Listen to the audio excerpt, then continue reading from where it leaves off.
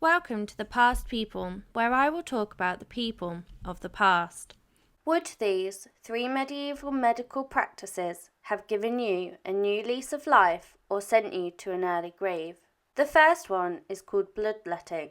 Bloodletting, also known as phlebotomy, aimed to improve the humoral balance in the body by draining a moderate amount of blood. Although removing small amounts of blood is not harmful, it is definitely not good for you, and nor does it cure you of disease. The practice of bloodletting continued to be done by surgeons and barber surgeons. The red and white striped pole of the barber shop is a symbol of this practice.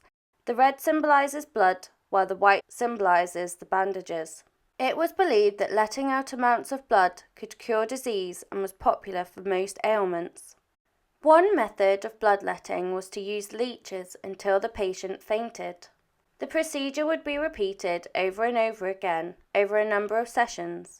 Diseases and illnesses that were treated with bloodletting included acne, asthma, cancer, cholera, coma, convulsions, diabetes, epilepsy, gangrene, gout, herpes, indigestion, insanity, jaundice, leprosy, plague, pneumonia, scurvy, smallpox, stroke, tetanus, tuberculosis, and 100 others. Bloodletting was also used before childbirth and before amputation.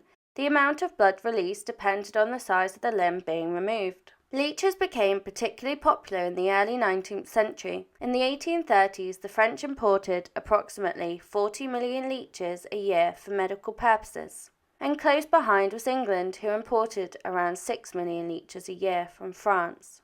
The next cure or kill is that of family planning. For as long as people have been getting pregnant, they've been looking for ways to end their pregnancies. Some of the medieval methods worked and some didn't.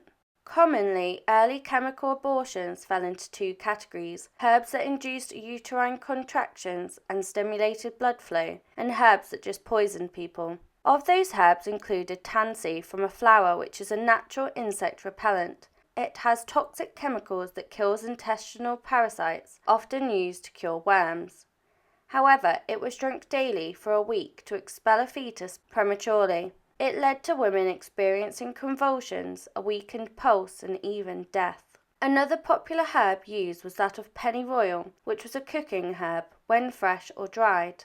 However, women would turn this into an oil, and this was toxic. It was put into pills for women to take to bring on an abortion, leaving women sick or dead. If these herbs did not result in death or an abortion, it would leave the babies with birth defects both physically and mentally. It was massively frowned upon to have a child out of wedlock, and therefore the number of attempted abortions were high, as the babies would be taken away from them, and often the woman would be disowned by her family for bringing shame to their door.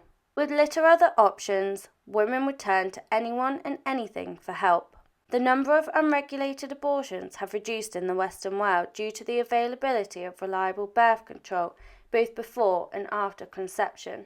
The third cure or kill is couching, often used for cataracts. Medieval surgeons would use a needle to dislodge the cloudy lens from its position in front of the pupil of the eye. This mostly resulted in blindness, as the level of skill to pull this off was not good enough. In medieval times, the couching technique involves smacking the eye with a blunt object until the lens dislodged entirely. While it could improve total blindness, this technique left the patient completely unable to focus their vision. Couching improved a little when they started doing it with sharp instruments instead of blunt ones, but it still didn't get much better. Please comment, like and subscribe if you wish for more stories, and leave your suggestions below and I will endeavour to cover them.